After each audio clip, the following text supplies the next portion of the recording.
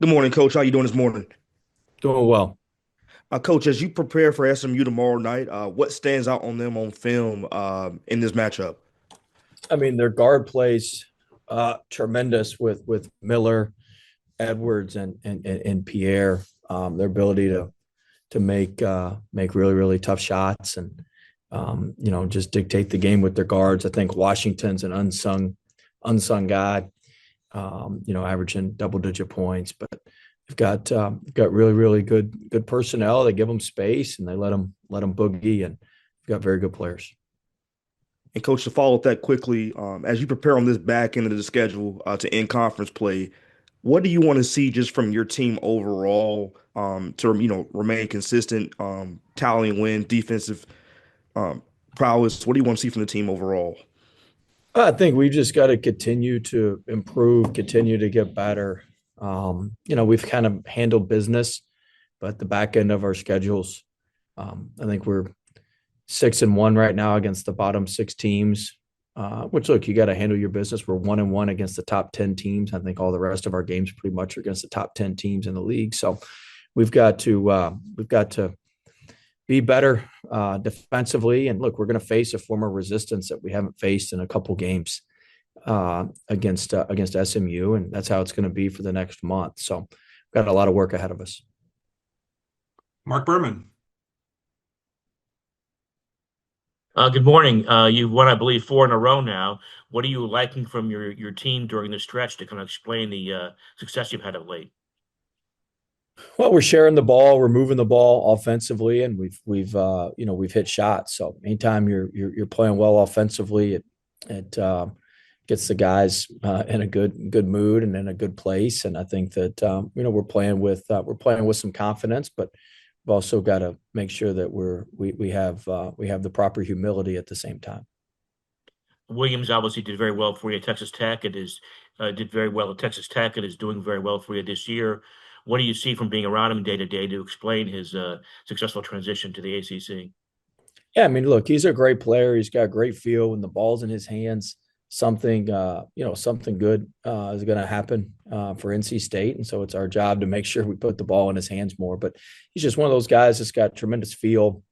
He's a very good shooter, very good playmaker, and so he can help your team win in a lot of different ways. Thank you. Jaden Watson Fisher. Yeah, well, I know, you've talked about wanting more consistency, still having room to grow, but does it feel like this team is on an upward trajectory? I mean, yeah, we're on a better trajectory than we were, 3 weeks ago. But I mean, I don't think we've peaked. I don't think we're playing our best. I mean, I think that there's a lot more in there, and so it's our job to get that out of our guys. But I do feel like we're playing more consistent and we're playing better basketball than we were a couple of weeks ago. Noah Fleischman. Well, you mentioned in the last game that you really like the shots that you guys are getting from three. What goes into, getting those kind of shots, the high quality ones that you're looking for, and how long do you think it took to really, get that out of this team? Well, I think just some of the spacing. We had some spacing issues early on, and so our spacing's been better. Our guys have a better sense of where everybody is, where our movements are on the drives. Look, it's unique. Most guys haven't played out of this. We kind of back Q and Darian down. We call it the porch, but we back them down, and so there's some unique spacing when that happens. And early on, we were cutting on top of each other, and we weren't really moving how we need to move. We still don't have it right. We turned the ball over to Trey when Trey should have exchanged to the corner and had Terrence cutting. We turned the ball over to Trey cutting. In the weight game, we still don't have everything right, but there's a lot that goes into that, and it's not something that's natural. A lot of play, unless you played with Q last year, which we did it last year, you wouldn't be used to the spacing and playing that way. So I think just guys getting a better sense of the spacing and how and where everybody's going to be has been helpful. And then just to follow up on that real quick, Darian has hit five threes in back-to-back games. What is that like for you to kind of see him, get consistent on that part of his game? Yeah, I mean, it's great. I'm happy that he's making them. He's a very good shooter and he's getting good looks. I mean, it's the quality of the looks. I mean, he took one that was off the bounce. It was a pretty tough shot, but it's the quality of his looks. And I like the quality of his looks, and we just gotta keep him firing. Corey Smith. Well, we've really seen Terrence Arsenault take a pretty big step in his game in recent weeks, especially during ACC play. I know you kind of challenged him back in December and wanted to see him grow and develop. What have you seen from him that's helped him, first of all, earn more minutes, but also how critical has he been for this team the last month? I mean, he's been awesome. Look, he was, he was going through a lot of stuff, and he had some injury stuff. He just had a lot of things going on early on, and so very proud of him. He stuck with. It's not easy. Come back from 2 DNPs and start and start back playing, and then to come in and make an impact. And so, look, he's our most athletic guy. There's 2 or 3 plays defensively every game that he's the only guy on either team that can make them. And so having him out there when you're in conference play, I mean, over 70% of your conference games are going to come down to 3 possessions or less. Well, when you've got a guy that can help manipulate 2 or 3 of those possessions in your favor, he's very, very valuable. So you add his defensive value to him being very, very efficient right now, offensively, making open threes, and then, catch, shoot, rip drives. He's doing everything that we ask him to do. And that's led to him playing well. It's led to our team playing well too, but there's more in there. We're not settling with Terrence. I think there's more in there, and we're going to keep working and trying to bring that out. As a quick follow-up to that, I mean, how critical will his defense be along with your bigger guards that you have going against this SMU team that does rely heavily on its top 3 guards? Yeah, I mean, we're going to have to guard a lot better than we did Saturday. We gave up 19 middle drives on Saturday to Wake Forest. They missed some stuff at the rim. They missed some open threes off the middle drives. I mean, if we give up 19 middle drives to SMU, they'll score 120 points on us. So we're going to have to be much more solid defensively, and Terrence will be a big part of that equation. Thanks, Will. Brett Friedlander, go ahead.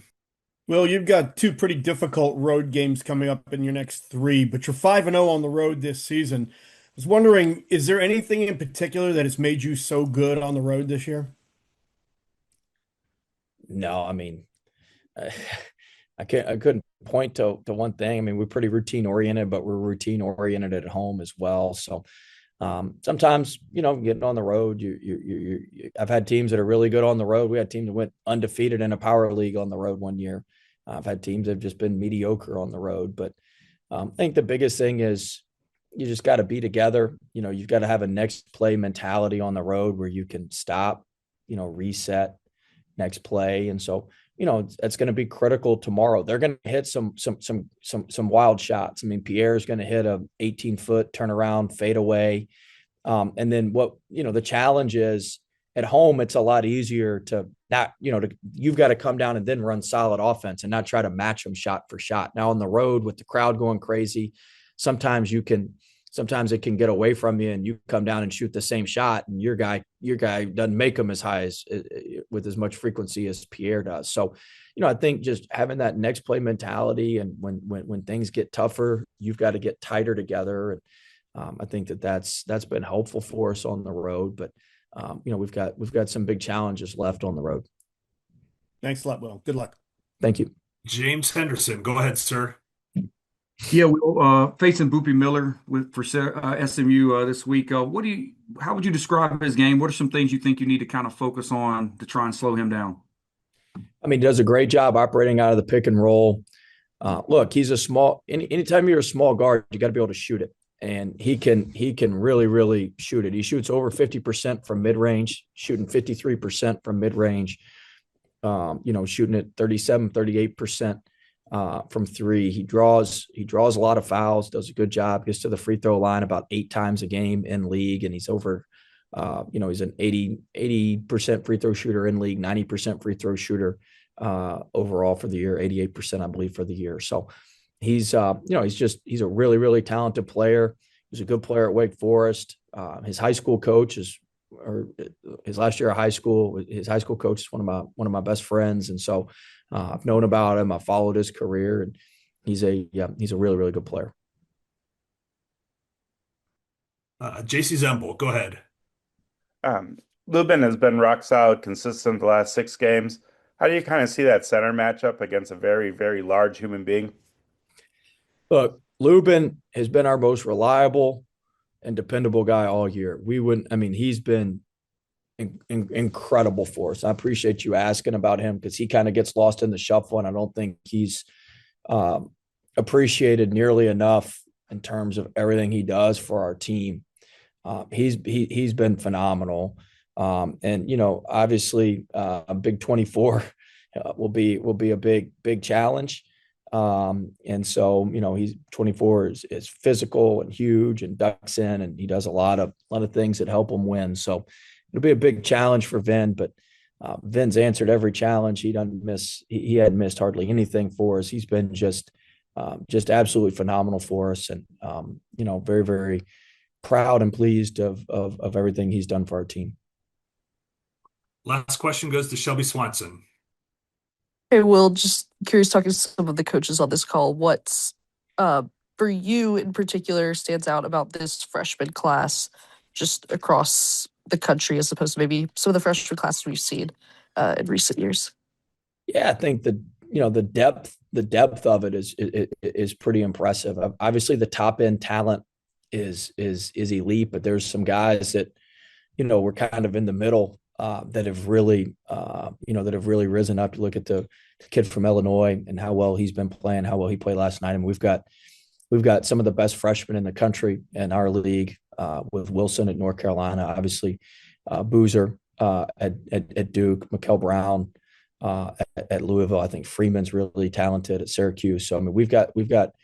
I'm sure I'm leaving some out. I mean, our kid Matt Abel is really coming on, and he's going to have some big games down the stretch here for us. I believe that, especially from a scoring standpoint. He's been doing all the other little things. So you look nationally and we played against Darren Peterson.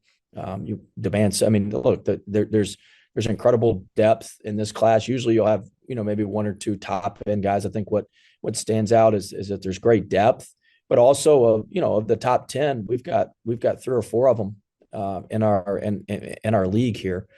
Which is great for the ACC, and it's why we're going to get a lot more NCAA tournament bids than we've been getting. And look, it's about players, and these guys are good, and they've made their imprint on college basketball this season. Will, thank you. Appreciate the time. All right, thanks, guys.